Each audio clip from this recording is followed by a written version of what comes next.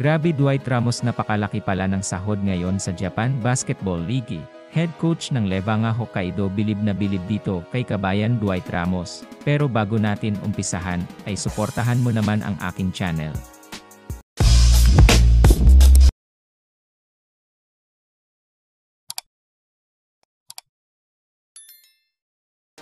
Grabe na ngang ingay ang ginagawa nitong si kabayan Dwight Ramos sa Japan Basketball League. Sa team ng Levanga Hokkaido, malaki nga ang inaasahan sa kanya nitong head coach nila sa kanya, lalo na at kayang-kaya nitong makipagsabayan sa malalakas na team. Napansin nga din ng head coach nila ang malaking improvements nitong si Dwight Ramos sa kanyang paglalaro. Napakaganda nga daw ng coordination nito sa kanyang mga teammates, at talagang maasahan sa rebound. Malaki nga daw ang inaasahan nila dito kay Dwight Ramos, dahil na din sa lakas nito maglaro. At nung nakaraang season nga ng Japan Basketball League, ay napakaganda din ng pinakitang paglalaro nito sa Levanga Hokkaido. At dahil nga sa mga naipakita nitong si kabayan Dwight Ramos sa mundo ng Japan Basketball League, ay napagdesisyonan ng management ng Levanga Hokkaido na dagdagan ang magiging sahod nitong si Dwight Ramos ngayong season.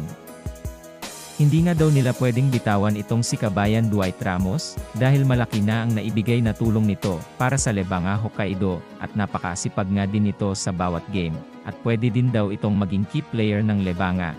Kayang-kaya nga daw makipagsabayan nitong si kabayan Dwight Ramos sa iba't ibang team ngayon sa Japan Basketball League. Mapapakatiwalaan nga daw ito kung kaya't isinama nga nila ito sa starting 5 ng Levanga Hokkaido. Ngayon nga ay kasalukuyang naglalaro itong si Dwight Ramos sa Japan Basketball League, sa team ng Levanga Hokkaido. Napakaganda nga ng pinapakita niya dito, at wala nga itong sinasayang na sandali, at puro ito ensayo. Sa tingin nyo mga kaibigan, malaki kaya ang pag-asa na makapasok ang team nitong si Dwight Ramos na Levanga Hokkaido sa finals ng Japan Basketball League? Paki-comment naman ang inyong opinyon. Sana nga ay magtagumpay itong si kabayan kay Soto na masungkit ang kanyang matagal na niyang pangarap na maging isang NBA player. Patuloy nga nating siyang suportahan sa kanyang mga paparating na laban. Sana nga din ay magtagumpay ang mga Pinoy sa kanilang mga larangan, at maiwas sa mga injury, at makamit din sana nila ang gintong medalya. Proud na proud kami sa inyo. Patuloy nga nating suportahan ang mga kababayan nating naglalaro ngayon sa iba't ibang dako ng bansa.